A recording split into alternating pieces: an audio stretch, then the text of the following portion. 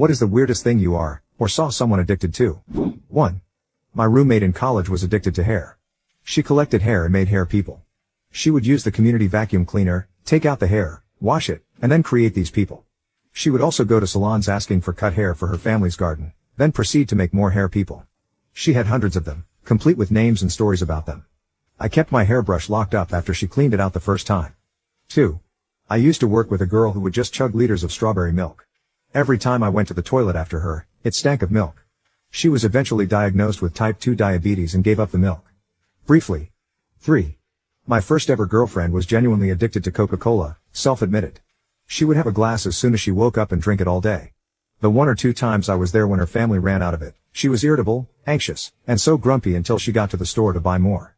Strangely, it wasn't even the caffeine or sugar she was addicted to. Having a coffee or a different type of soda wasn't enough to ease her withdrawal symptoms.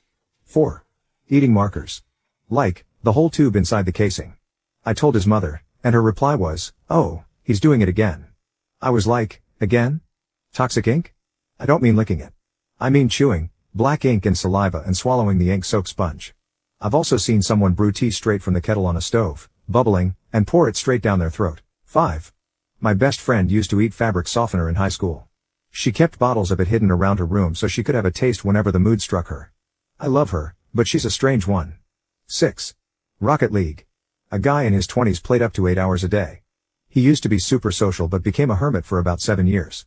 He'd pretend to be sick at work so he could play for 3 days straight. Lost his whole social life. Spent every New Year's Eve during those years sitting in a dark room with the windows covered, playing that game. We tried to get him to stop, but it never worked. 7. I used to be obsessed with chewing on ice. I'd bring a cup full of crushed ice with me everywhere. When I went to the beach, I'd just bring a bag of ice from the gas station and sit there eating it. I stopped for ages but became temporarily obsessed again during one of my pregnancies. I was checked for vitamin deficiencies both times, but nothing came up. 8. I had a good friend in high school who had asthma.